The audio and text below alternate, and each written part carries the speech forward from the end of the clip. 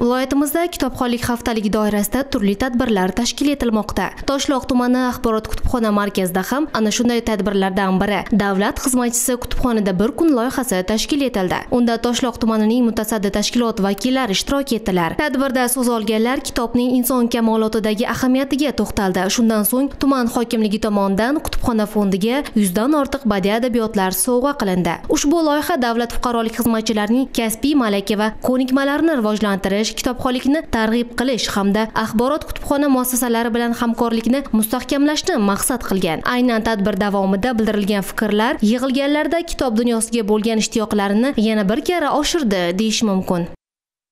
Bu madaniy ma'rifiy tadbirni tashkil etishdan asosiy maqsad davlat xizmatchisi xodimlarining mana shu kutubxonaga bo'lgan kitob bilan bo'lgan munosabatlarini ijobiy tomonga o'zgartirish, kitob mutolaasiga bo'lgan qiziqishlarini yanada jonlantirish. Davlat xizmatchisi albatta kitob o'qimasdan qolmaydi. Betdan olgan asosiy xulosam shu bo'ldiki, birinchi o'rinda biz farzandlarimiz ta'lim tarbiyasida kitobni muhim ekanligi, ularga eng muhim sovg'a, eng yaxshi sovg'a kitob ekanligini anglashimiz bo'ldi.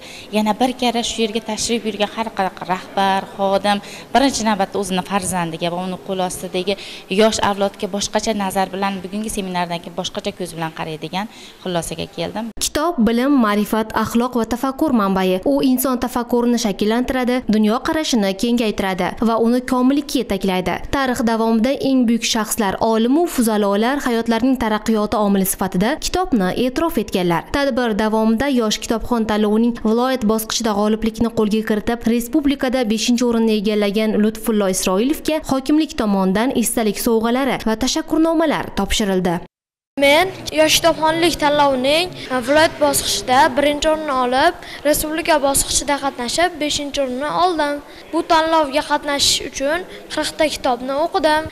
Men bu kitobxonlik tanloviga qatnashib kelgandan so'ng maktabimdagi sinfdoshlarim, masalan, bir haftada bittadan kitob o'qishayotgan bo'lsa, bir haftada 2 ta, 3 ta ham kitob o'qishadigan bo'lishdi.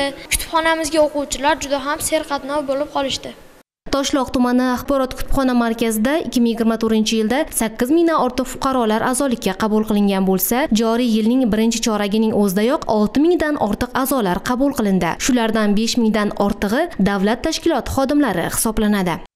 Toshloq tumanida shu loyiha asosida kutubxonaga 5212 nafar davlat xizmatchilari tashrif buyurib, ular kutubxonamizga 1270 dan ortiq eng yangi sara badiiy adabiyotlarni beg'araz sovg'a qilishdi. Bu esa kutubxonamizni kitobxonlarini o'sishiga, kitob fondining kengayishiga juda katta yordam bo'ldi.